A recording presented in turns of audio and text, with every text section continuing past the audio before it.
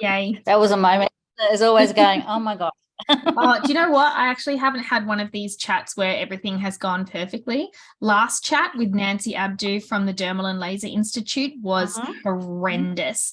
And in the end, what I think I've somehow ended up doing is deleting, we were doing it on Facebook, and I've actually deleted the entire video, I think, somehow accidentally. So I don't think anyone can even see it now, which is just hilarious. So I'm going to just do them all on Zoom now because it gets recorded and I can upload it to YouTube and then it's there for all the time. There for everyone. Absolutely. Sure, I understand. So we might wait a couple more minutes. We've got a decent little turnout so far, which is lovely.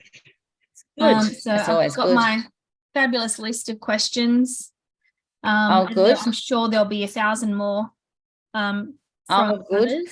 So how are you going to work this? Are you just going to ask me some questions? And so I figure you can start off when you can tell us about Sparrow and how because you guys are specialists, I guess, for beauty. I guess for everyone who's watching, I first discovered Sparrow Insurance through a really amazing little podcast actually on Facebook called Behind the Scenes X, which is run by this lovely girl, Danielle, and she does every Monday, she does a roughly 30-minute free educational podcast on all things beauty. And it's not just like the sort of beauty chats you see in other groups.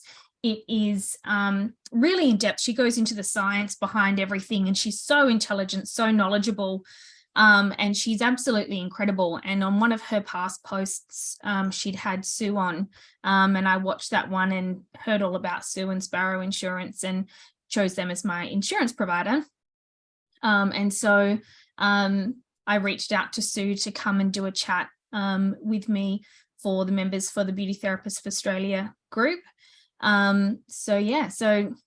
Take it away, Sue. Like, tell us about Sparrow. How did you get into this, I guess? Okay, yeah. How did I get into it? I was involved within the beauty industry with way back with Beauty Association. So I got to interact with a one-on-one with a lot of beauty therapists and got to see there was needs that weren't always being met. And so circumstances around, you know how circumstances work, they sort of happen and you go, oh my gosh, and you look back and you go, oh, now I understand. And so I met somebody who wanted to get involved, or he was an insurance guy who wanted to get involved in insurance with the beauty industry. And so he sort of headhunted me and said, oh, look, can you come? And because that was my passion. Like, for me, it's about helping people. Insurance is a vehicle of how I get there, if that makes sense. Yeah. So so in the end, what happened was I set up my own business, and because I saw that there was a need where there was parallels. You've got beauty one side and insurance the other. And insurance is really a lot of it is just about making a policy, making you fit into a policy, and that's how it works. And I saw that was wrong because within our industry, I call it ours because I'm passionate about it. In our industry, not one person fits a policy because they've got all needs. Every client does a different part of the beauty industry. That's their passion. And so what I did was I wanted to make the insurance fit the policy, the insurance fit the client, not the client fit the policy. And so that's how I started. And then I met up with somebody that's what we call an underwriter, and they help write policies. And him and I got together. He had a similar ethos than I have as well. And that's really important to me, that people are of integrity and that they put first who they're working with, not themselves. And so we created our own policy. And so that means that every so often we add a free treatment or a free part of the policy, and part of that was like cyber. So everyone's heard of cyber lately, haven't we? Yes. And so we offer all our clients that are beauty therapists a free cyber policy. So where that means that also covers your privacy, so that if your credit cards get stolen, you know, your client's credit cards get stolen, that's covered as well. If you breach privacy, you're protected. And so we're about making a difference in your world. So it's a lot easier for you to go ahead and do your business and look after your own clients and not have to worry. So yeah, that's awesome. That's how it started. Yep. Amazing. I mean, I've been with you guys not for very long, actually. And I've already had to make a claim, and it was the easiest thing I've ever done. It was amazing. So that's awesome. I love you guys. Well, that's what we want to hear after a claim. One of the questions that I had written down was actually around data privacy and breaches, because there have been so many breaches with like some of the big ones, but I know that a lot of little companies get attacked, and you know, data can get stolen that way. So when you say like we're protected, so if I've got a client's credit card on my booking system, and that somehow gets stolen, say Fresher get hacked and my client's details get stolen, so into what kind of protection are we given through that in the policy? Does that make sense? So yeah, it does. So initially we have a team of cyber experts, people that are specialized in that come on board and actually work with you one-on-one to resolve the situation, because you can either be I was going to say hijacked. I don't think that's quite the right word, but you can, maybe it is, hijacked, and all of a sudden you've got to pay money out to your whoever's hijacking you, and for all your data that you have. And so, or they steal your whole computer as such, and you haven't got access to it, and they then want a ransom. And so we have created a policy. It's not a it's one that is designed to protect you. So for instance, if someone came in, you were using your computer for things that we wouldn't recommend you use a work computer for, maybe watching a movie or something like that, or the kids were playing with it and you got hijacked, that's still covered as well. So we've had a college that had the whole computer, whatever was inside it as well, was held up for ransom, all to do with. And so she was beside herself. And so we had someone that was on board pretty quick that was able to assist her. And the privacy, because it's not just, you know, as people that have, with all the latest ones, what is it? I don't even know all of them. I don't want Medibank. There's been a couple of smaller companies now. I think they're the only ones that disclose themselves, but there are so many out there that haven't got the right systems to protect themselves. And so we go about trying to protect you as best that we can. Yeah. And in terms of liability, I guess, I mean, I remember a few years ago when the privacy laws changed and we're all supposed to have a privacy policy, I think. And I believe this is back when I worked in like a bigger chain, sort of retail. I remember our legal team took that incredibly seriously, and we all had to have on the floor, invisible for clients, we all had to have our privacy policy and how we handle client data and all that kind of stuff. And I know that from a small business perspective, a lot of salons just don't have that. They might have a privacy policy like on their website for, you know, that's like very generic, but it's not really a personalized privacy policy that they've had drawn up by a lawyer or something like that, because, you know, we're beauty therapists. We wax eyebrows and do facials and laser people. So, you know, like it's a very different type of world. It is, absolutely. So if we don't have something like that in place, are we still covered? Well, what happens is with this basic, we call it basic, but with this cover, you are covered. Okay.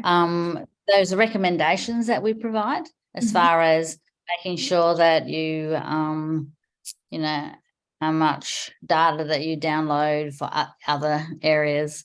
We also provide information as far as recommendations, like this is your work, like my computer's my work computer, I don't go and download movies or download anything that is just, this is just what it's for.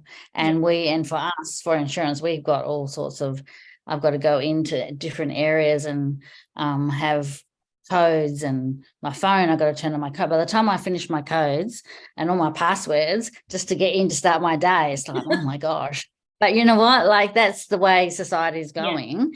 And you can see different ads on TV with, I don't know, even know what they're called now, but everyone's trying to protect themselves. But the most important thing is, if you're looking at that, is that you also want to be protected if if someone comes in and hacks your computer and they take all your clients' credit cards. What happens is then those people aren't going to be really happy, and so the consequences of that is that there's a possibility of suing you or having a go at you. And so what that means then is that that's part of what we cover. As I said, it's a policy that is reasonably like, it's strong, if I can say it that way. Strong for us means that there's a lot of protection, and it's designed as a precursor. If you were doing all online products and you were really up there with the amount of data that you're providing out there, then you probably would need something more. But this is just for every average person, and I don't mean that in a negative way, but that's got a clinic, that's got clients, they've got credit cards, they've got data, and you're just doing your life as what you do. That's what this policy is designed for, and that's why we can provide it complimentary, because again, it's all part of protecting you so you can go and do what you do best. Really, at the end of the day, that's how I feel.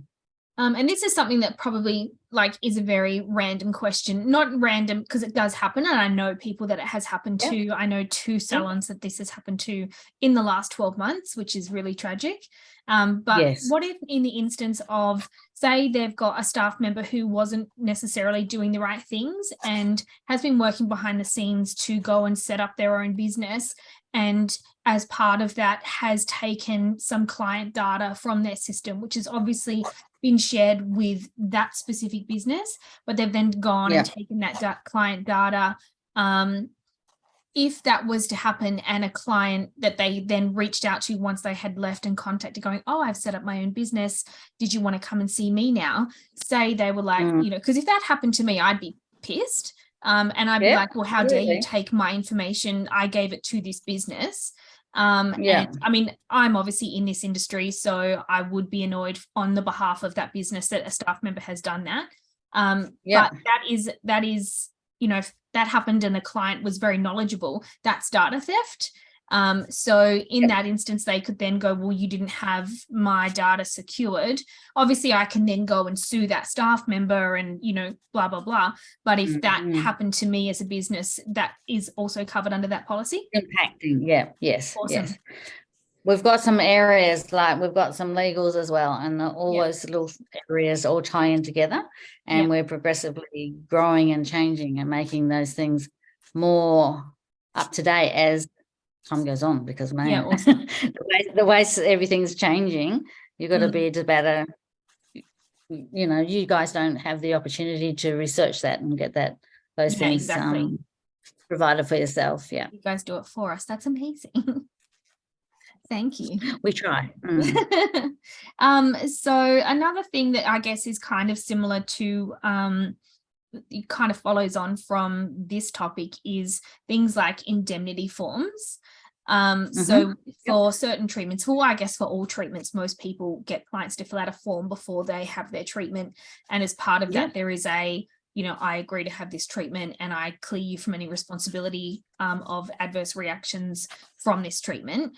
How binding are those forms? Okay.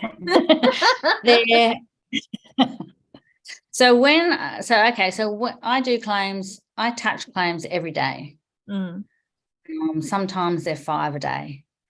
6 years ago, I may have had 1 claim every 3 months.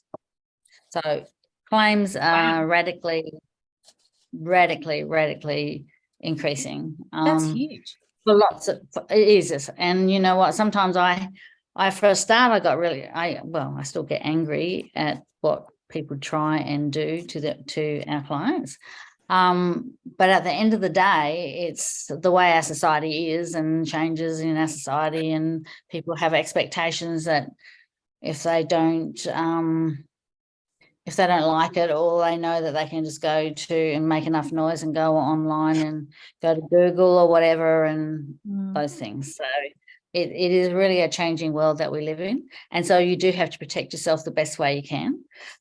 We always, and when I'm providing the information to the claims guys, they always ask about consent forms.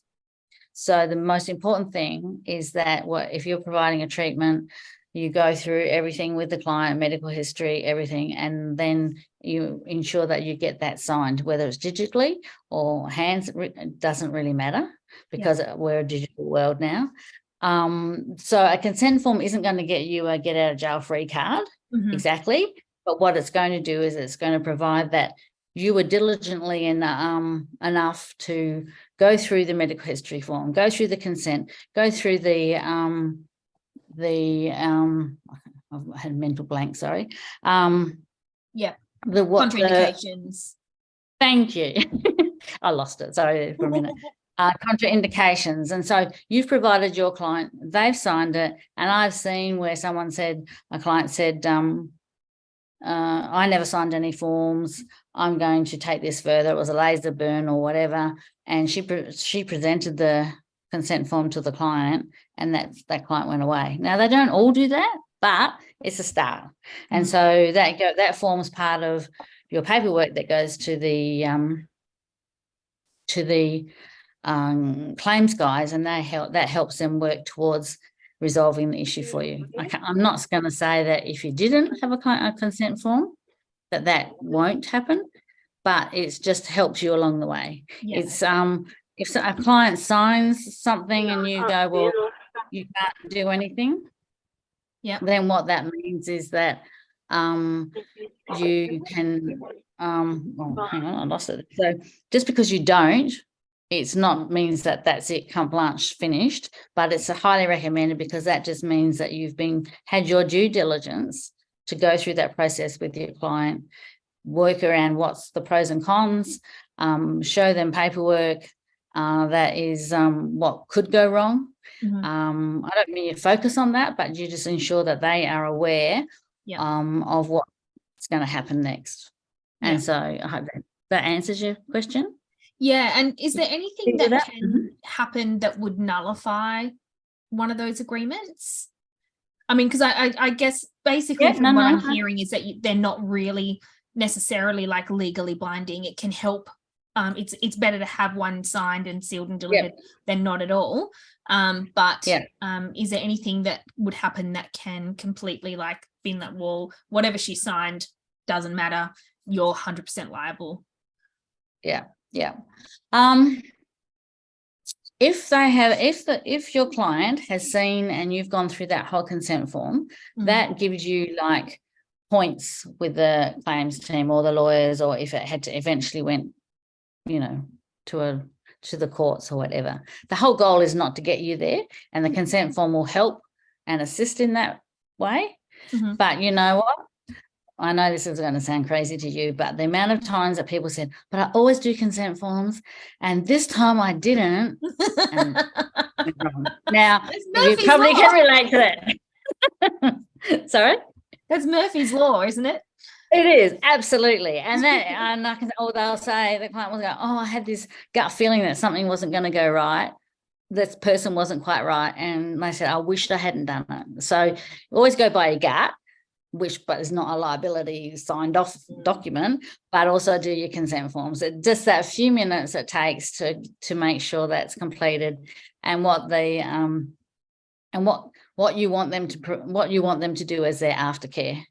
Whether they're to stay out of the sun, use a sunblock, all those things. It's really, really important that you've shown that you provided them with that information. It goes a long way for your client, goes a long way for yourself, and also for the ongoing claim. Diane, I'm not sure 100% if I'm going to get this right with what you mean regarding patch testing.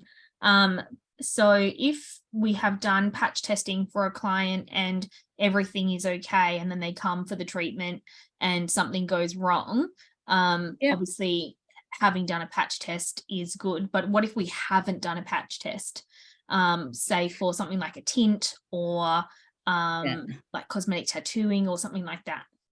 Jo, I'm quite happy to speak to that if that makes Oh, yeah, cool. Go for it. Thanks, Diane. Hi, Sue. How are you? Good, and you? I'm good, thank you.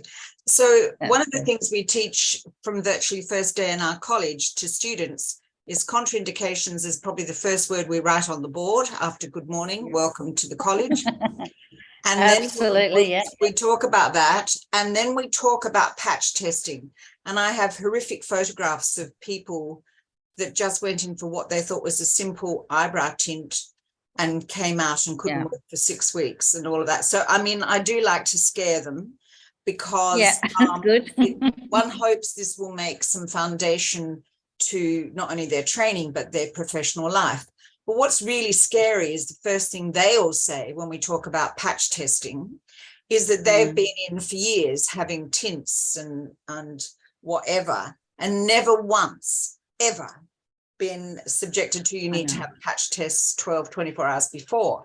Now, I'm not an idiot. I know all schools would teach this. So what happens between what they're taught, the horrific photographs, friends of theirs that have experienced most ghastly reactions to eyebrow or lash tinting? Why is there this gap now? And surely it's not because someone can make $17 and goes down that rocky path to being sued. Why has this fallen into a huge hole, and why isn't the industry scaring the bejesus out of everyone that's going to pick up a tint and a brush? I agree with you, but sadly say that I think it's the $17. People are so caught up in the dollar value that are making the dollar, that those things become, well, I guess that's what I see. But I also think when I talk to people about patch tests for eyebrows, eyelashes, whatever there is, I say you got to look on the box or the packaging that it comes in, and in that packaging will actually tell you that you need to have a patch test. And if you haven't followed the underwriter's guidelines, in the event something goes wrong, you're liable. Now, as our insurance would say, well, yes, you're liable, but we can assist you. We cover for errors and omissions.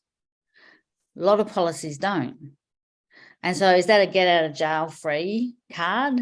Not really, because you're actually doing trauma to your client. But Diane, I totally agree with you, but it's not done. It's and the other scary thing we notice is that we talk about the $17, and yet they end up possibly having to fight a claim. But what I find really horrific is that so many salons take the word of the client when they say, have you had an eyelash tint before? Yes, I have. I only had one 2 months ago. Well, that's all very well and good, but we know that basically clients to have a treatment done, and all those days a million years ago when people would lie to go on a sunbed for the 3rd time in a day, actually don't tell the truth. And so I think you have to not think clients are going to lie. You have to protect yourself, because it costs you in the end. Even if you've got a good insurance company like Sparrow, and we're with Sparrow, you can have a really good insurance company, but at the end of the day, the trauma you go through, the nights you don't sleep, and then the money you're having to spend outside of what the insurance claim is just for $17. No, don't even go there. Diane, I actually see, you would know, I see that side of people when they have the claims and the tears and the anguish that they go through. And because most people within the beauty industry get involved with the beauty industry because they're passionate about their clients and they want to provide good treatments and do a really good job. And to go through a claim is one of the, you're right, is really traumatic. And I walk through that with them. And some days I actually hate what I have to do, because I see clients making, I don't know, scapegoat's not the right word, but making, taking advantage of the beauty industry, because they know they'll go from one person to the next. They'll say, oh yes, I know, I've got one at the moment. She goes, oh yes, we know that she does it all the way around. And I said, well, is there a reason that you decided that you'd want to take her on as a client? Oh, well, she couldn't really have an answer. And so it is sad, and I do agree with you. And I don't know if I've got an answer for you, but I see it every day. I think that's more of a I guess a roundtable discussion that we need to have with ABIC as we head towards. I mean, we're a self-regulated industry, and it's yep. As Sammy has said in the comments, it comes down to clients saying, you'll have a client who says, oh no, I don't want to do a patch test. I'm someone who makes people I'll have clients I do high pain treatments. And so I request clients to bring in their own numbing. And I have had clients who refuse to book with me because I won't provide the numbing for them, because my understanding of the legalities is that they're supposed to bring it in. I can assist them to apply it, but I can't provide it for them, being a scheduled product. But I know that people all around the industry, and that's a question we're going to touch on later, is people all around the industry are just, buying numbing cream and throwing it on people, and who's right and who's wrong. But I choose to lose clients because, it's a numbing cream. It doesn't cost that much. So, but clients will choose to go elsewhere. And I think that it's a fear of losing clients and losing income. Absolutely. And, I'll get a bad reputation. And so I think there's a lot of fear behind that choice, and everyone else is doing it, so I'll do it too. It must be okay. It's that group, that mob mentality, I think is where it really comes in. And Sammy has said, and I'll get back to your question, Indigo, later. Actually, Indigo has said, should we be doing a consent form for all treatments as well? Or only have them for the more advanced skin treatments? And Sammy has said, can we have signed waivers to say that clients refused a patch test? Well, then refuse your clients. That's the only way. Because it's Sammy's saying, if they sign a waiver saying, I don't want to have a patch test today, I'm happy to go ahead without a patch test, and then they've signed that, and then they go ahead and have an adverse reaction, does that save us if they've signed a waiver? No. Okay, we'll go back to what Diane was speaking about, a patch test for eyebrows or eyelashes or anything else. If it says on the manufacturer's guidelines that you should do a patch test, then that's legally binding. You need to do a patch test. Okay. And right. Okay, I've seen, yeah. Cool. Okay, so if it says on the instructions that you should do a patch test, that's a legally binding instruction. Okay. Yeah. So if an event happened and there was a claim around it, they will say, well, did you follow the manufacturer's guidelines or whatever? They're all out. I mean, I can't speak for anyone else, but I know that for our team, we're all about trying to help our clients, and everyone makes a mistake, but there's no get out of jail free if you decide to do a patch test for your client and get them to sign a waiver. And the policy said, follow the manufacturer's guidelines. Yeah. So on a schedule, when you have insurance, you have all the information at the top, and then you have a schedule what you can do and can't do on some things. And they called endorsements, well, if you're interested. But anyway, and on there, sometimes it's written on there, sometimes it's not, but it still stands. If you provide a treatment and you have been told you need to do a patch test and you haven't done it, then you're not covered. Okay. And that's a really hard lesson to learn. Okay. So waivers, people think waivers work, and sometimes they may scare the client a little bit, but a true blue person that is wanting to get some money or has been burnt, and there's some horrible burns around, they're not going to just go, oh, I've signed a waiver. They'll still take it to court. They'll still take it to their lawyers. And you've got a lot of lawyers out there that are, if you win, you pay, and they're ruthless. So for what it's worth, it's not worth it. Yeah. I think that answers both questions. So Indigo, yes, do I have a client sign a form for every damn treatment that they come in for? Yeah. Regardless of whether or not it's an advanced treatment. It could be a basic facial, it could just be a consult. Just get them to sign a form. Yeah. I think that's our lesson today. Well, I don't mean to be scary, but I'm just letting Well, you no, know it's that. true. And as Diane was saying earlier, you know, and I know when the very first beauty course that I ever did, when I walked in, you know, like the first thing on the board was, "Hi, my name's Tammy." And then it was, "All right, this is the scary stuff." Like, oh, I walked out of that going, "Fuck." You know, but well, then you appreciate, you know, that's given me good morals, I guess. You know, absolutely. I'm really thorough. Yep. Because God sometimes forbid. fear is because you're actually working on a human being that has the potential to be burnt, to be goodness knows what, and because we do it. You know, a lot of the time we're working on their face, and, you know, that's so massive. If I stuffed up someone's face, I don't think I could live with myself. I would be so mortified. What if that happened to me? Like, I would be devastated. It's, you know, we get so much confidence from our face. And I think we have to have so much respect for these people that put their trust in us to handle their appearance. That's massive. That's really massive. Yeah. And you can't blame them if something goes wrong and they're not happy. 100%.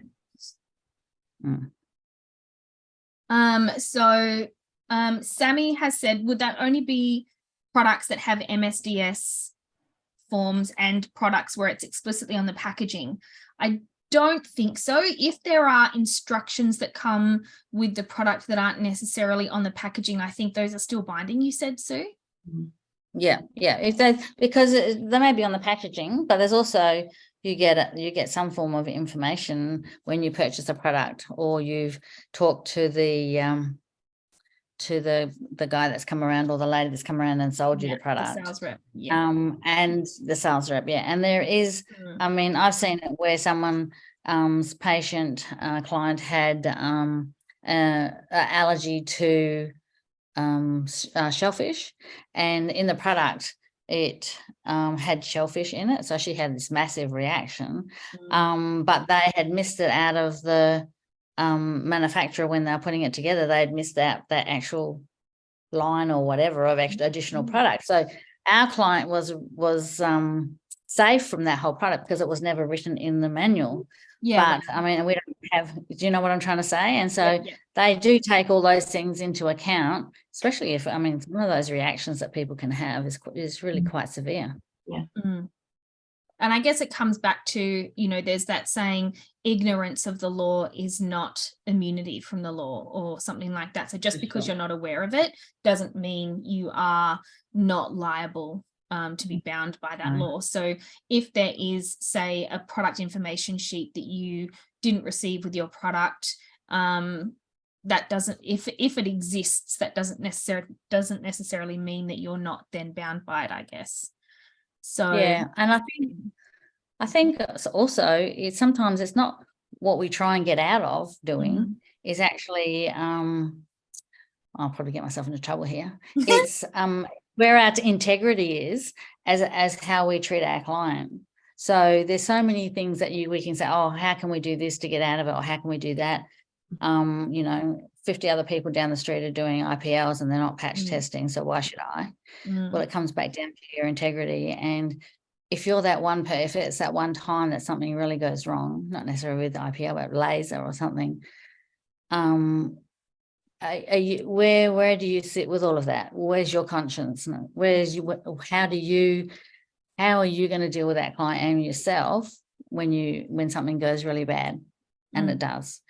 And it's not, because we're human, and the more times that we treat a client, not necessarily one, but all of them, the more chances that something can go wrong, because it's just the law of averages. So I'm not here to condemn anyone, but I'm just here to say that let's look at not what we can, how can we get out of doing those things. And I understand, I run a business too, so we all want that. We all want to be able to get as many clients through and produce what we can. But I don't know what it's worth. In terms of adverse reactions and things like that, I know that one of the things that I hear and sort of see commented around is, you know, somebody contacts you and says, oh, I've had an allergic reaction. I've had a brow lamination and it's over processed and their brow hairs are falling out, say, for example. And so your automatic response is to refund that client for the service. And does that then mean that you're admitting liability? Like, good question. Good question. I didn't mean to interrupt I always you. say to people, reach out to your insurance agency before you do anything. Yes. Like, what is the That's actual, what should people do in that situation? Okay, ring your insurance person before you offer a refund, because instantly you just want to make it go away and you want to fix it. Yeah. So, and hopefully they have a refund letter. What we do, I'll just go by what we do because I can't speak for anyone else. What we do is, over the years, we have gone from like what was called a deed of release, which was had all these legal words in and scared the daylights out of your client and had to get witnesses and all that. So we have actually been to solicitors and provided a very basic type of common words where people feel comfortable with, a letter that basically says, I'm not admitting liability. We pride ourselves on our integrity of working with our clients and providing a good service. But we're happy to provide a refund, and we go through a few other things, and we set that up. We write that free for every client that we work with that has a potential situation for a refund. And that, I would say, 99% of the time, the whole thing goes away. We've got the legal paperwork. If that client comes back, then we've got everything ready to go, but they've proven that they have done their due diligence to protect the client. The worst thing for me is when someone says, oh, I just paid them. I had one person the other day say, I've just paid $50 for something, $350 for something else, and $500 for something else. And I went, okay. So that's after the fact. It's a bit hard, as you would know, to fix something after the fact, but we have been able to. But you say, look, let me get back to you. I'd like to give you a refund, but I just got to get my paperwork in place. And then you call your broker or whoever's working with you, and hopefully they can provide you with that. And that's a legal binding document which protects you. Yeah. That does not say anything about Google Dr. Google. Everyone is more worried about what a Google review is going to look like rather than the client. Most cases. It's a bit sad. But the whole idea is, if you so a tip we were given is to tell our clients that if you just go and get a lot of your clients to just put great reviews on your posts, that bad remark or review is going to go down. Plus, Google actually thinks, wow, that's good. They're a real actual company. Because if you're wanting perfect reviews every time, Google starts to think, oh, I'm not sure if these people are real. So that's what we've been told, and that's what we pass on. Yeah. Awesome. And there's been a post made in the group recently where they had a highly experienced therapist who has done a couple of treatments and has left clients with real injuries. There was one lady, she did a Brazilian wax on someone and she ripped her skin to the point where she had to get stitches. And this client, this girl that she has hired, has come to her with 10 years of experience and all sorts of things, and she should know better. She should know what she's doing. In that kind of situation, obviously she's an employee at this salon, and so the salon at the end of the day is liable. But where does staff liability and responsibility come into that? Because at the end of the day, I, as an employee, should be doing the right things and doing the right things to protect my employer who pays my wages. So, where does that, what protection is there for the employer who hires staff? Because we're not all sole traders. What is the, staff liability that can be fallen back on, or is that more of a legal question? Well, depending on your insurance, Mhm. what you have is you cover the salon. So you're covering the owner and all the employees, which will cover them for, I'll speak for so for us, we would cover for advice. So if an employee was in the room and she's provided all these products and they ended up burning the daylights out of her skin, that's covered. If she makes a mistake like what you just discussed, that would be covered. And that protects you, the salon owner. The only negativity about all of that is that the salon owner still carries that claim on her policy for up to 10 years. So, and I understand with staff, you can't be in the room with them every minute of the day, and your expectation is that they're going to be amazing, but they're not. That's the hard part. I've got staff too. Everyone makes mistakes. We all make mistakes, so you have to go, well, yeah, but then that's where you as the business owner would have put into place a risk management of training that staff member and what's the consequences, and start to look at how you can best assist that employee to be better at what they do. But also, is there a reason that they're not? If all of a sudden they've been an amazing employee for 10 years and stuff's going wrong, and they're making mistakes, is there something that's really happening in their world that they need assistance with? That's how I would look at it. Yeah. Oh, yeah, for sure.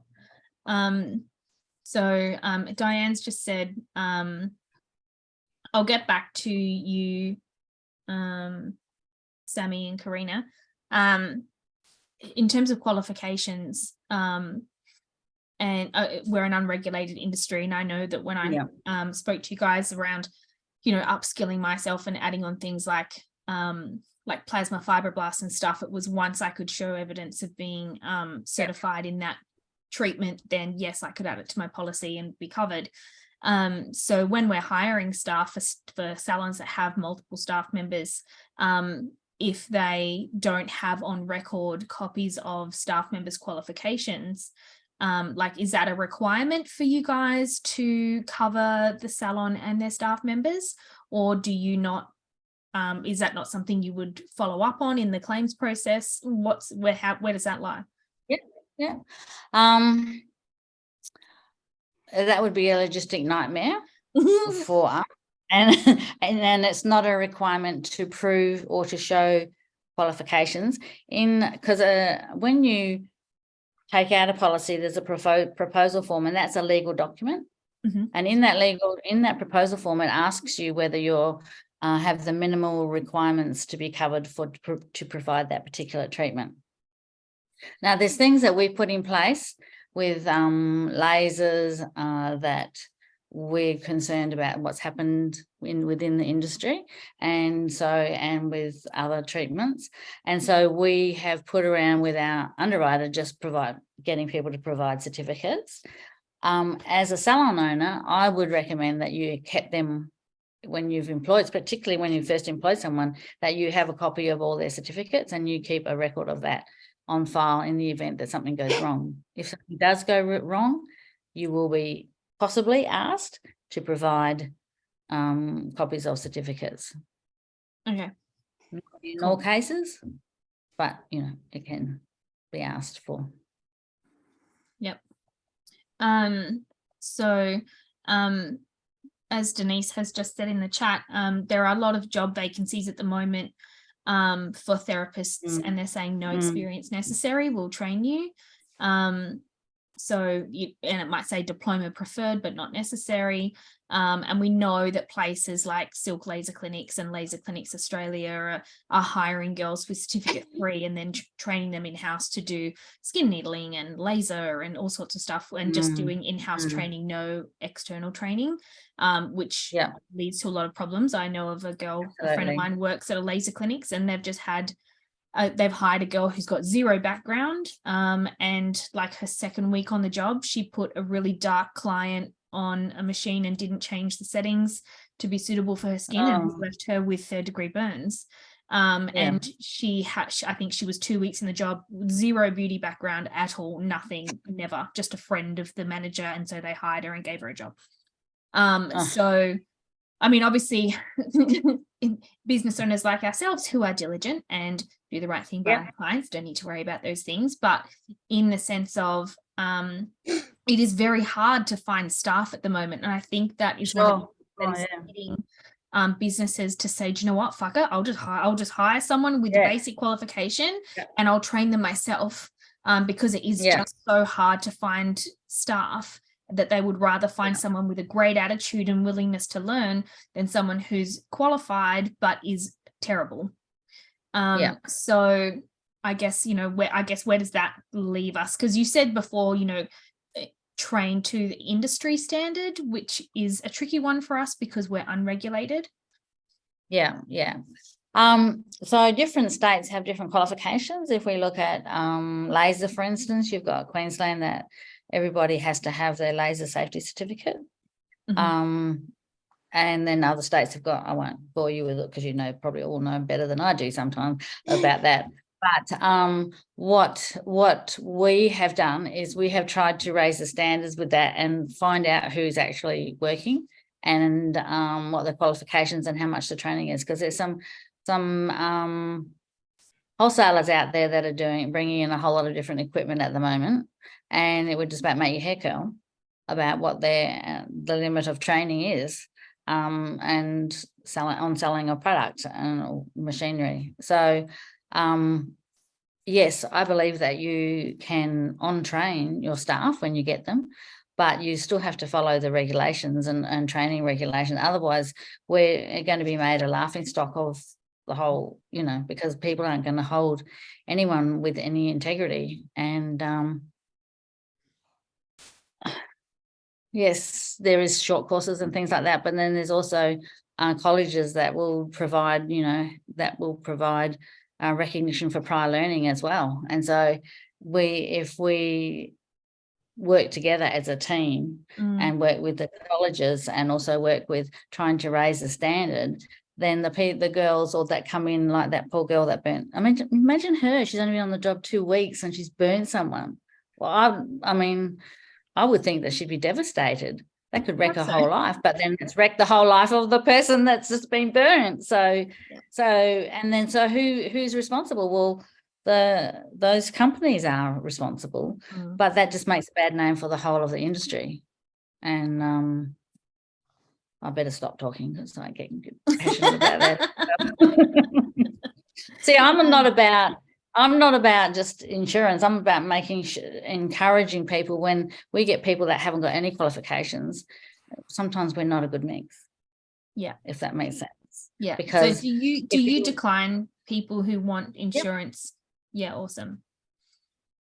Yeah, because it's not just about a business, but that it is. It's also about what was your reason for starting what you did. What was your reason for starting your salon and your clinic and doing the treatments you do? What motivates me is to ensure that people are covered for what they do, but they also understand what they're covered for and what the insurance is for and how they can protect themselves and their clients. And running around just I'll tell you a story. I had a woman that rang up me once and she said, "Oh, I've just learned skin needling." And I said, "Oh, congratulations. Oh, where did you study?" She says, "Oh, I did it online." Instantly, it was like, oh my gosh. She says, "I've been having she probably exaggerated, 50 people a day coming to my house and I've been doing this skin needling." But she said, "Now the neighbour's going to dob me in. Will you insure me?" And I said, "No. You need to go to..." Stop it. So you would be surprised how many people ring us up and say, "I've done online course on," I don't know, I can't even think of them at the moment, Brain online surgery places. comes to mind, quite frankly. Oh God, I just had a heart attack in my head. Far out. It is so scary. I had a girl who wanted to come and do one of our short courses, and as far as I was concerned, I wanted some RPL for that because I just feel so totally uncomfortable about this whole scenario and what's going on in our beautiful industry, and it gets me very emotional. So when I said to her, what were the qualifications she had, and she said she did a short course. Now, look, I don't have a problem with short courses as long as they're good short courses and they're not 2 hours and 50 minutes or something to do the brain surgery. And so I asked her what was the course she did, and she told me the course, and she wanted to, this was a very insignificant little fluffy thing. And I said to her, where did you do your training? Thinking, well, I get some, some sort of reputation from this. And she said, oh, I did it about 1.5 years, 2 years ago. And I said, well, what's the name of your training provider? And she said, I can't remember. So I knew immediately. She kept doing the YouTube training. And I just, my skin crept, because I thought, this is just what's going on in our beautiful industry, is people aren't being asked for qualifications. People aren't going to be asked to verify their RPL. No one's doing back checking. And then we wonder why we end up on Today Tonight or Channel 7 or Channel 9 because someone's burnt someone because they've been taught 10 days before how to hold a laser head in their hand. And we're our own worst enemies, because we're the ones that should be standing up in a park with placards saying this has got to stop. But we're not. People are employing these people and then finding out 2 days later or 10 days later they burned someone with a laser. I'm sorry, but it makes us all look bad. It makes us all look bad. And I'll shut up now. What's your academy, Diane? I don't have an academy. I have a college. It's Hyde Park College. I thought it was Hyde Park. Yeah, no academy. You were in Adelaide too. I've hired so many of your girls over the years, and they are beautifully trained.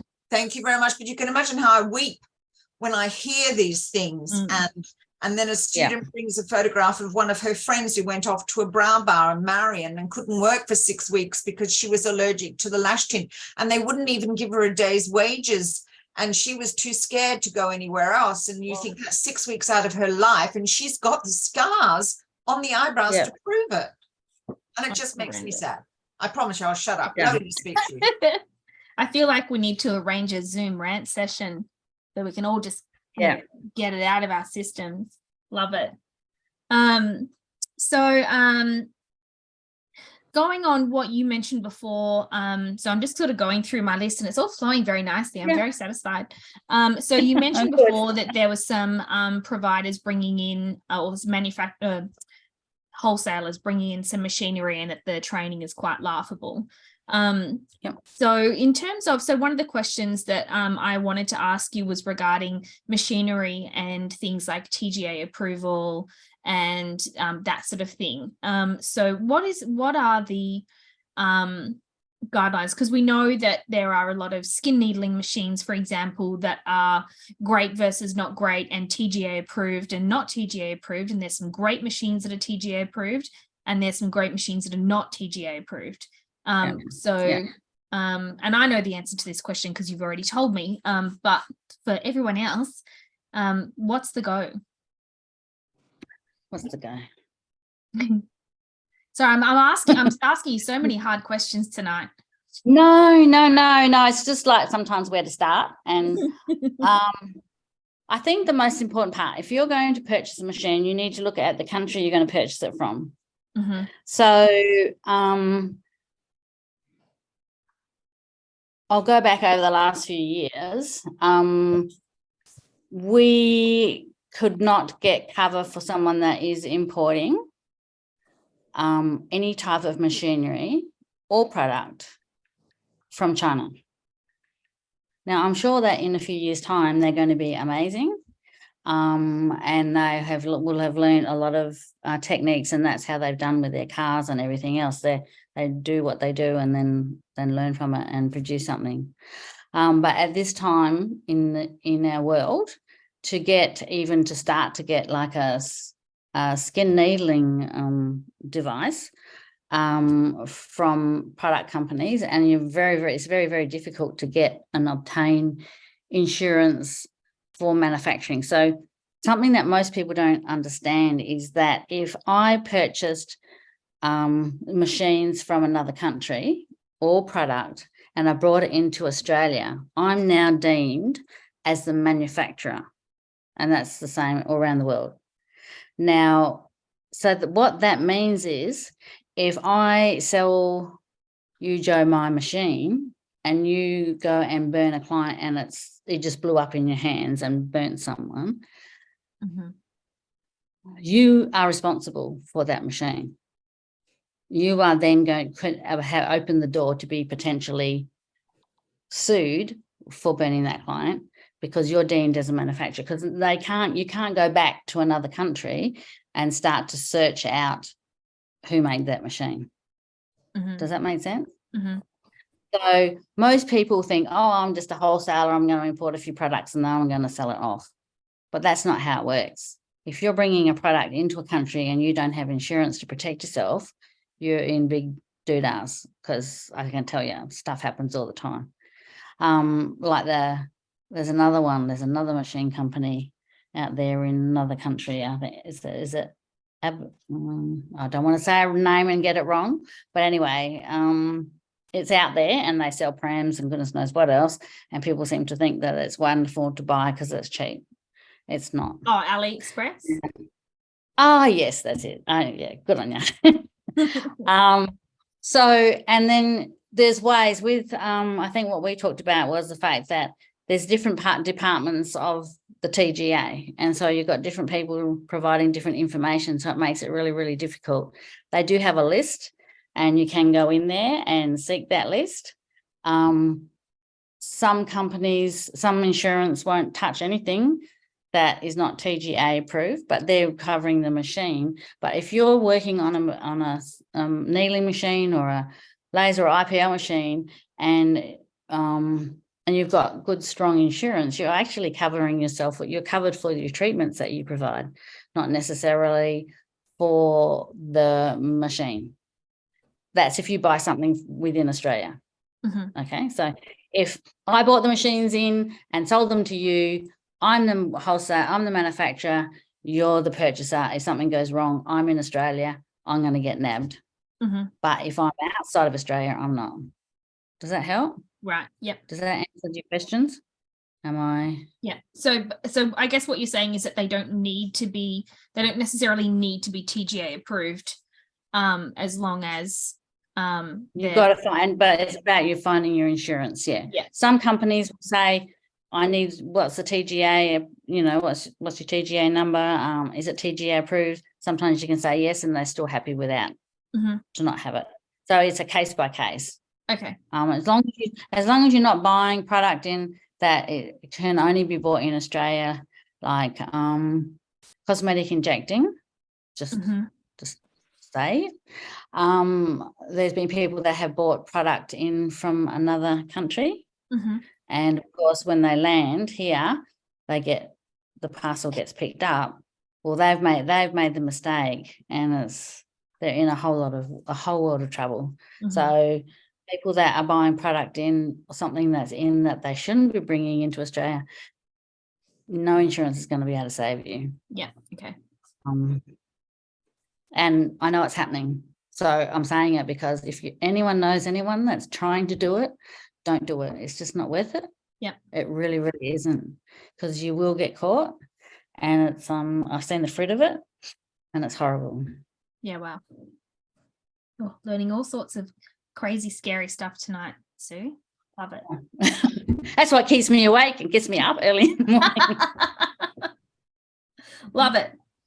So going back to what we were talking about before in terms of liability, and I mentioned numbing, and because it is different in every state, but my understanding is that regardless of how strict it is per state, that my understanding personally is that any numbing product is a grade S4. Yeah, so it's a restricted product and can only be, we can't provide it. So I can't have it in my salon and say, hey, you're coming in for some plasma today, let me apply some numbing.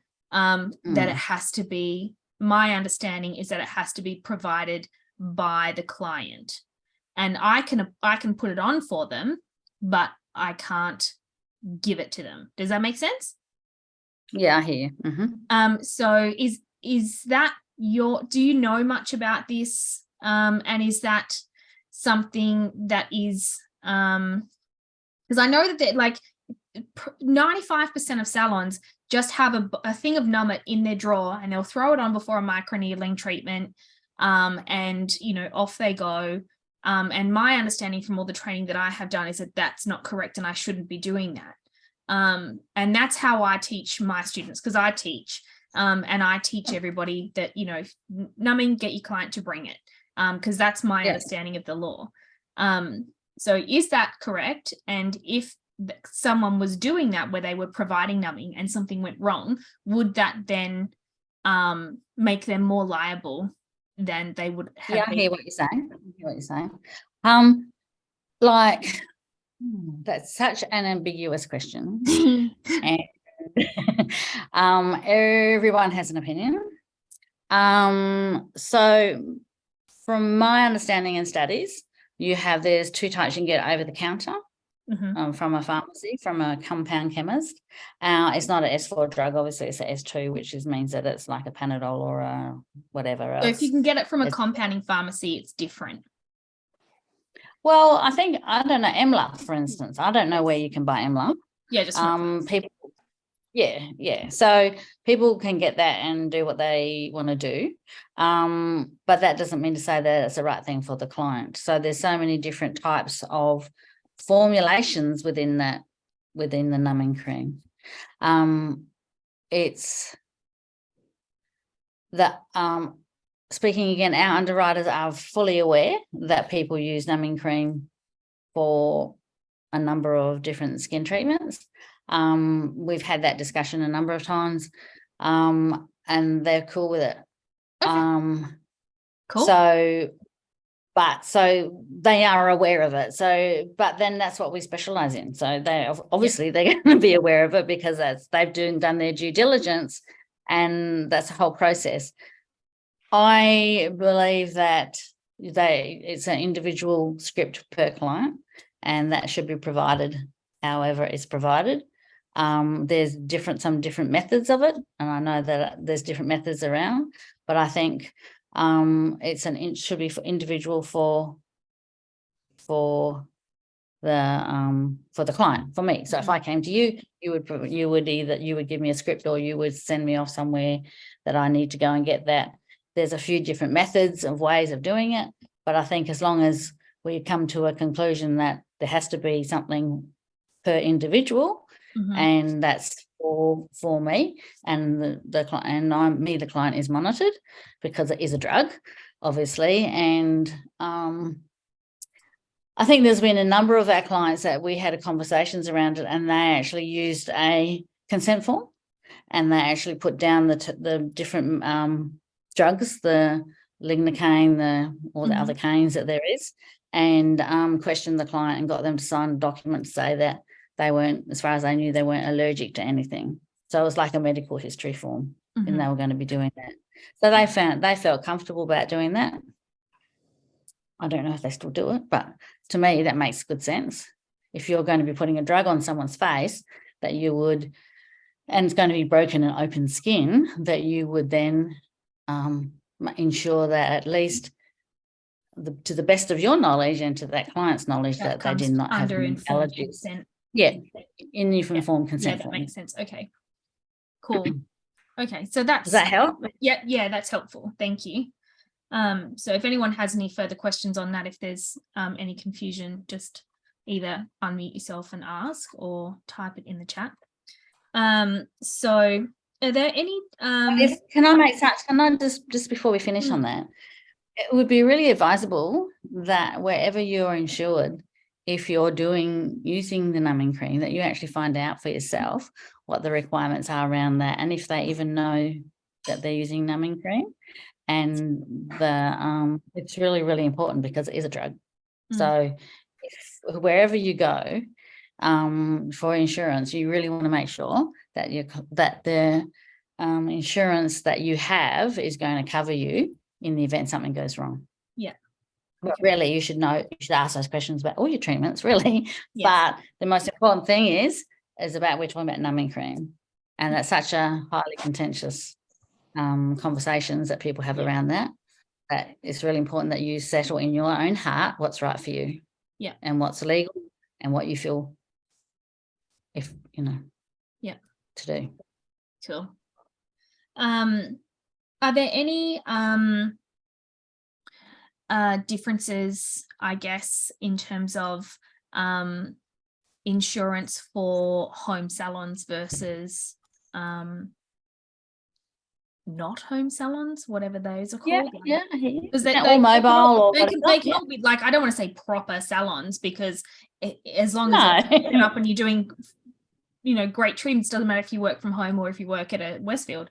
Absolutely not. I agree with you. I've seen some amazing home salons that I just think are just incredible, and there's something that home salons provide to clients that are something really unique and special. And some people like going to other types. We're all human and we all got different ideas, but no, because you're a professional, and if you're a professional, you need professional insurance that needs to be covering you for your advice, because you give that every day. Your treatments, public liability, trip and falls. Your home insurance is not going to cover you for trip and falls, because they only do that for your family members and friends that come to your house, not your clients. And what else do you need? And you need to ensure that, most importantly, they're all important, but that your house insurance, if you own a house, that they know that you have a home business operating, like with wax pots or whatever of those things. And you get it, really important, you get it so that it is actually written on your schedule, on your policy, that you own a home business. Because I've had clients that, and if you're leasing or renting a house, my gosh, your landlord needs to know that you're setting fire to wax every day, so to speak. Do you know what I'm trying to say? Like, there's he needs to be aware of it, and he needs to be able to sign off on that and confirm it. Because if you've got a household policy and they're not aware and something goes wrong, they may not cover you. So it's really, really important that you have made your household insurance really aware that you run a business and what you say, and you didn't tell them that your liability and everything's already covered with your your salon insurance, and they're usually pretty happy with that. But it's just okay. Cool. Indigo has said, what about if you're renting a room in a hairdressing salon? You have your own insurance just for yourself, obviously, with the chair. You don't usually, the chair, there's some contract or some sort where you're responsible for certain aspects of that room, that area, and that's fine. That's all you need to do. Okay. Because the hair salon or whatever, or beauty salon, whatever, has already obviously had something in place that's going to cover people. And what if you're a business owner and you're the one renting the room out to an independent person? Yes, good question. You got good questions. Well, it depends how your paths cross. So if I own the salon and I'm renting a room, I would need my own insurance, but I would need to make sure that Joe, the room person that's renting the room, would have to have their own insurance, including public liability, because when your clients come in, public liability is only going to cover you for your client for when you do the treatment. So I don't want to be, because my public liability, trips and falls, that's what public liability is, isn't going to cover your clients, because they're not coming to see me, they're coming to see you. Yeah. So insurance, people go, oh, that's not fair, it doesn't work. But insurance is pretty black and white, and it has its little structures. And as long as you follow and understand the guidelines, which is really important to understand it and have it simply explained to you. And that's not a slur. I need it simply explained to me too, because sometimes, like all legal documents, things are massive. So yeah. That's what you do. Yeah. You got to protect yourself and them. Yeah. Cool. Awesome. Thank you.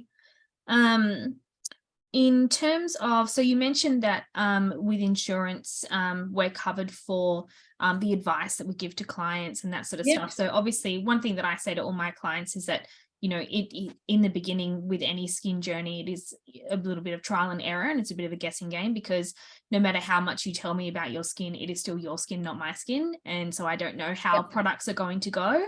I don't know if you're going to have a sensitivity to an ingredient that you've never tried before. So, you know, it's a feedback situation where we talk about it continually over a month. But what if there was some sort of product issue where I have said, oh, hey, you should you know, be using a niacinamide cream to help prevent hyperpigmentation. So here, take this 10% niacinamide cream, and it turns out that she's sensitive to niacinamide and has some sort of like rash come up on her face. So, and I know with mandatory reporting for allergic reactions and that sort of stuff, it can get a little bit hazy. So in the instance that if she was to have a serious reaction and to a product, that I have recommended for her, I'm obviously covered for that. But like, how does that sort of situation work? How the cover works? So you would contact me, and you go through the process. You'd be supported. You'd be like a notification first of all, because if something goes wrong down the line, you want to make sure you've already got yourself protected. So you've already spoken and shared the documentation, provided your consent forms, and then you would work with your client, obviously, ongoing. That would be your goal, because in our conversation in the beginning, we would be talking about what's your end result desire. You know, you're wanting to pay out thousands of dollars, or you're wanting to just help try and fix your client.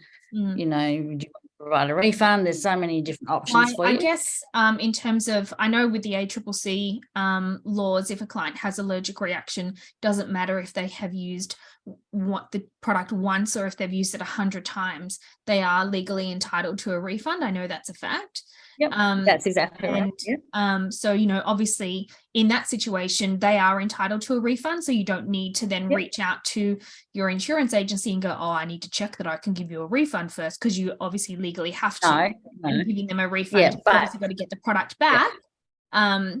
But in the sense, if they would then want to take it further and say, oh, I have had to have medical treatment, I had to get a prescription cream, and they want to be reimbursed for those expenses, that's obviously something that we can then come to you and say, hey, and I guess you'd weigh it up whether it's worth making a claim for something so small, or would you still advise that people, like, even in that situation, oh, I don't want to make a claim, but I just want to notify you that this happened. That's really the best approach. Well, if you're going to give a refund, let's touch at that one. That was the process. Then we would provide a refund letter for you, which is important. Yeah. Okay. Ongoing down the track. The first opportunity that you always, when you do something, is you'd go and speak to your insurance broker or whoever it is and say, this is what's happened, and hopefully they will provide you with a refund letter. And that gives comfort to your client, but it gives comfort for you. But also that's like a notification that goes over in the file in the event that something happens later on. Right. Then obviously you're going to be looking after your client to ensure that they, you know, their skin improves and repairs, and as long as obviously there's still that nice, comfortable relationship between both of you. Does that answer your question? Yeah, that does. Thank you. Oh, that's good. So I did have a question. Oh God, and I've now forgotten it again. I'll think of it again. So I guess in terms of back to client stuff, there was something I wanted to follow up on that Indigo and Sammy said, going back to that sort of like the waivers and the indemnity forms and that sort of thing. I know that all of us have different indemnity forms and we kind of write them ourselves, and it's like, is this correct? Is this not correct? Like, I have no idea what I'm doing. I'm not a lawyer. So, and there are templates where you can find stuff online, all that sort of stuff. But is there anything in particular in terms of an indemnity form that we need to make sure that it says or doesn't say? Would you advise that we share our indemnity forms with you and go, do you think this looks okay? Yeah, some people do. Or do you know of anyone to reach out to, I guess, to have them look? Well, we start. Yeah, I appreciate what you're saying. We started that process a couple of years ago to start to provide an indemnity and go through our lawyers. It just became bigger than Ben-Hur at the time, and so I've shelved it for a little while. The most important thing that you should not do is promise the world. So when you're going through your indemnity, under-promise and over-deliver. Yeah. So this product will do this for you, or this is because instantly you're making a guarantee. That's exactly right. Never guarantee anything. This we believe this will enhance or help enhance. Like, we did a website a while ago, and it was amazing that we had some guys that were doing stuff, and it was amazing how many promises they made for us. I had to spend days going through and changing all the promises, and we are a world of making promises to people that we can't keep. So your indemnity form, and at this stage, I always recommend that you take once you've got it in place, you can send it in. We can have a look at it and say that looks good, but send it off to your solicitor or someone that is actually going to check and double check it. It's got to be easy to be read, and everyone plagiarizes everybody else's, and so sometimes some of them are really, really great out there that we've seen.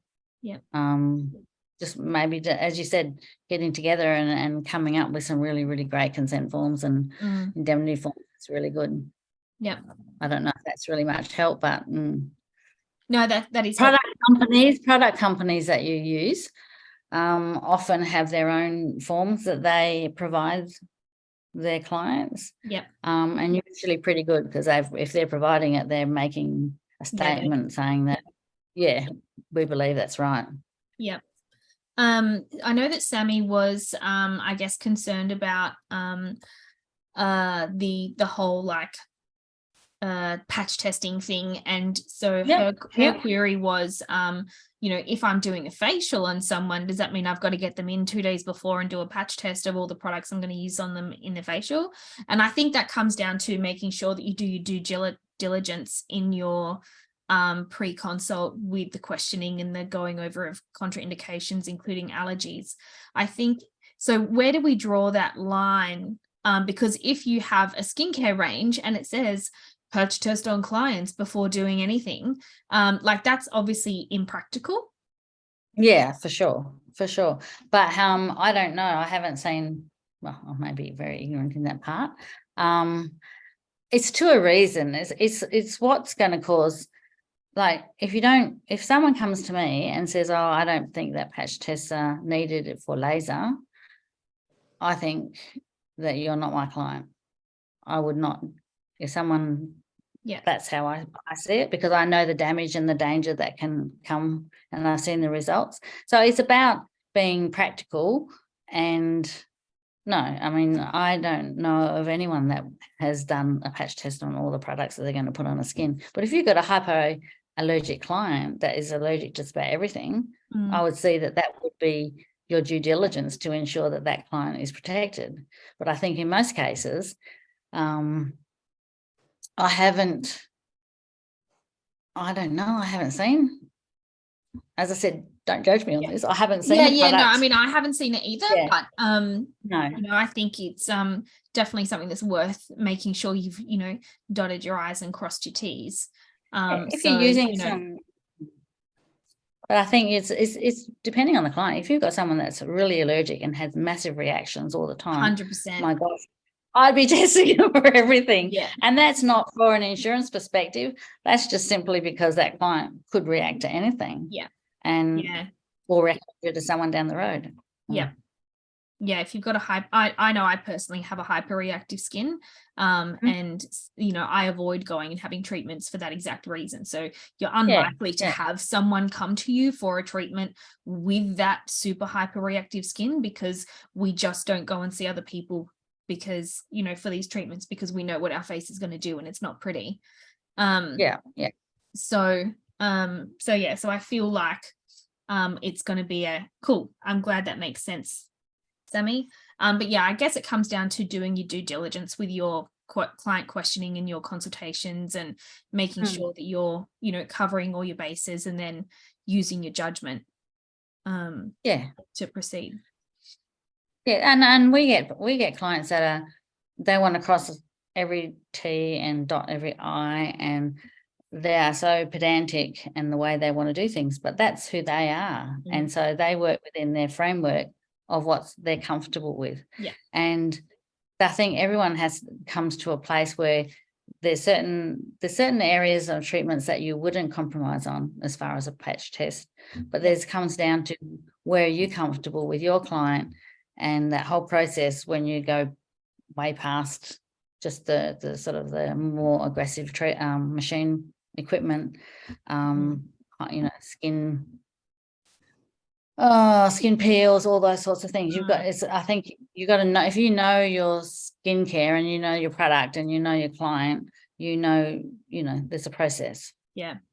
The more you know. And there's no rules set in place. Yeah. Do you know what I mean? They're set for what's written on the box.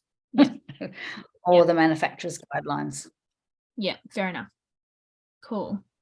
Thank you so much for your time. Does anyone, that's all my questions that I've had on my list. If anyone has any other questions, please feel free to unmute yourself and jump on. Doesn't matter if there's background noise or not. So feel free to come on and ask. But have you got any other advice, I guess, Sue, in terms of someone who's a new business owner, or anyone, I guess, setting themselves up that maybe anyone who's looking to change insurance companies and is interested in you guys and what you have to offer? Like, what's your advice? My advice with insurance and starting a business. Usually what happens, I would say 80% of the time, we get people ring up and go, I've got everything, I'm all ready to go. I just want to get the keys for my room or salon or whatever. I need some insurance. And so insurance is always the last thing that people think, because they don't see it as a necessity. Now you can say, oh, well, she's doing insurance, so she sees it that way. The most important thing is that if you don't have the correct insurance, and the people don't know what you're doing, and you go, well, I'm doing microdermabrasion, and they go, what? I'd move, because they don't know what they're covering you for. So, and you really want to talk to your people. You really want to understand about what do they do if there was a claim? What does your insurance company going to do for you if you have a claim? Because if they can't look after you and support you and walk you through the days of the horror that you're going to go through if you do something traumatic to a client, and be able to understand and do all those things for you, then maybe they're not the right people. So you sort of got to interview, if that makes sense, interview who your insurance people are and know what they're going to how they're going to look after you. And it's, there was someone that came, that actually Les is my husband, so we work together, and they wanted to cancel their policy. And she was going to go somewhere cheaper, and her insurance was $400. So you can't get much cheaper than $400. Oh, that's not a lot. No. So, and the simple fact was that, what are you going to get for less than that? And sometimes if we put a dollar value on what our insurance should be, it's the thing that's going, that policy, that bit of paper is designed to protect you, or should be, your clinic, your house, any of your assets, for as long as you're in insurance and after, with runoff cover. And so actually, that's a good point. That reminds me of something. Sorry, Sue, the question that I had. No, go for it. was when I did my claim and the lovely Les was helping me. One of the concerns that the underwriter had with my insurance policy was that I was underinsured. And that is something that didn't really make sense to me at the time. So I was like, well, no, I know exactly how much my stuff cost. So it's exactly right. But it was the amount that I'm insured for is exactly right, but there's no margin. So thinking about it now, I'm like, I probably am underinsured, but what does that actually mean? Like, I don't know what that means. And I'm sure that if anyone else was in my position, they probably wouldn't know what that meant either. Yep. Now, the government, in their wisdom over the years, set up, there's two types of policies which they believe are really, really important. One is property, which is going to cover you for fire, accidental damage, and crazily enough, if a plane flies into your house and destroys it, or your salon. Now, I always laugh at that one because it just helps clients remember it. It's just because it's so stupid. But anyway, that's true. So, and so it's not an expensive policy. And there's the other one, which is called business interruption. So that's designed to put you back in the situation, say a fire happened, burnt your place down, and you had to get it all reestablished. And so what they say is you've got to be within 10% of your amount that you've got. So like so if you went through your clinic, you go, okay, I've got this much product, I've got the chair, the carpet, whatever. You wouldn't have carpet, but you know what I'm trying to say, all the different things that you have in your clinic. And then you roughly work it out between your 10%. So if you are under that, that means it's under insurance. And so there's a clause in insurance. So mathematics at this time of night is not my highest rater, but I'll give you a bit of a easy way. So for instance, say you had $100,000 worth of equipment and product and everything in your clinic, but you only insured it for $50,000. So that means that's 50% of the actual value that you have. And so there's such a thing as called forensic insurance people, and they go through your stuff if it was burnt or whatever. That's mind-blowing. And work it out. How they do that, I do not know, but they work it out. So if they come up with a conclusion that you're only 50% insured, they'll only give you 50% of what you were insured for. So that means you started off with 100,000 product, you're only insured for 50, they'll only give you 50%, which means you get $25,000 worth of money back. So I'm using it as an example. So they only give you 50% of what you're insured for. So they further punish you by the amount that you're underinsured for. I know. Now it's a government thing, so it's something that you have to do. We tell all our clients, we send out information on all our clients with that little example because it's easy. You can tell that I do policy very well. But what happens is you sometimes see in the news a big, huge warehouse that's just burnt down. Yeah.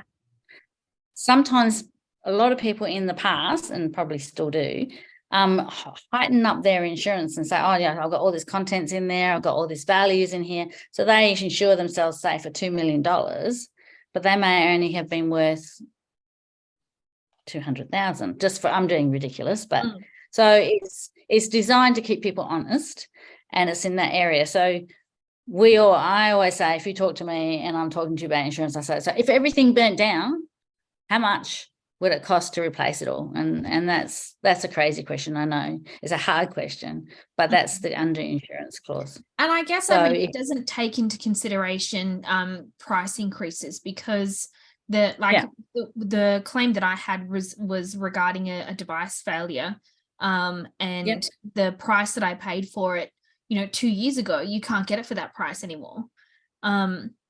So I guess it pays to be slightly over in, I guess, how does that work? Well, your equipment and everything has to be what your purchase price, because they're always going to ask for a receipt. And that's probably one of the biggest challenges that people have, is they don't keep their receipts. So you need to have all your product receipts, and, I'm sure your product company will always help you provide you with that information if it so happened. But it's just meaning that You just need to ensure that you haven't missed anything out, that you say, for instance, you may order product every 3rd month. Well, don't run on the, well, he would have been lean, not mean. You would probably be putting it on the average rather than when you order your big stock order. That should be the line that you're, or the amount that you're covering, not your basics. And people always think, oh, because it's never going to happen, but it does. Yeah. Okay. Cool.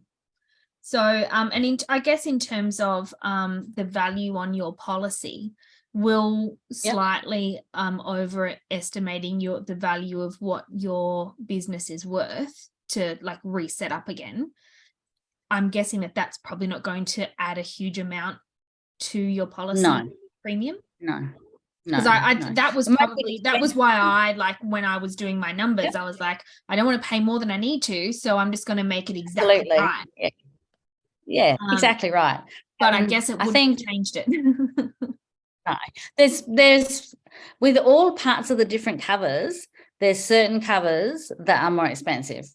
So, for instance, theft is always going to be more expensive than if you had a fire, because the chances are people, especially in clinics, they leave the doors open, and you've got to make sure you're covered for open air theft, and sort of things like your equipment breakdown. Some of those things are a lot more expensive. There's ways that you can work things through, but that's by conversation. And I find that, excuse me, a lot of people think, oh, I'll just roll it over. I did from last year. We call all our clients and try and have a conversation with them, because things do change, and you forget that you did buy the LED light, that hill light, 6 months ago, because that's 6 months ago. My gosh, you're not going to think of that. So it's really, really important that, and we try and help our clients work through that by conversation. So it's having a conversation. It seems so tedious to talk to an insurance person, but we're all right. We're not that bad. But awesome. we generally want, well, I speak for myself. I want to help you in your world. I don't want to make your world worse. I don't want you ringing me up in 6 months' time and saying, oh, well, this is gone and I haven't been covered for this and that and the other. I want to make sure that everyone understands. And then when you're fully informed, you can really make a good decision. And if that decision isn't right for you right then, and you don't want to have all that, that's okay. But at least you know, and you know the risk you're taking. But if you don't have that information and you don't have that conversation, it's like me coming for a skin analysis. Or come for a treatment and you don't give a skin analysis. You just go flop on whatever and off I go. Well, that's exactly the same with insurance. I want to give you an analysis of your business and what's going to be good for you. Why, if you want to do that with all your clients, would you not want to do that for yourself and for your business and for your livelihood? And so, perfect analogy, Sue. Love it. I came up with that one night in the middle of the night. Thank it. It's a good one. Oh, thanks. I like that time. Awesome. Thank you so much for your time tonight. It has been an hour and a half sitting here chatting to you, and I cannot thank you enough for your generosity. It is 9:30 your time, and so I think it's time to let everybody go. This has been so helpful, and I think everyone who watches it later will get a lot out of it. So yeah, thank you so much for your time tonight. You're such a wealth of information. And so generous with your time. I really appreciate it. Anytime. I'm happy to be here and help any way I can. Thanks. Awesome. Thanks, everyone. See ya. Thank you. Bye. Bye.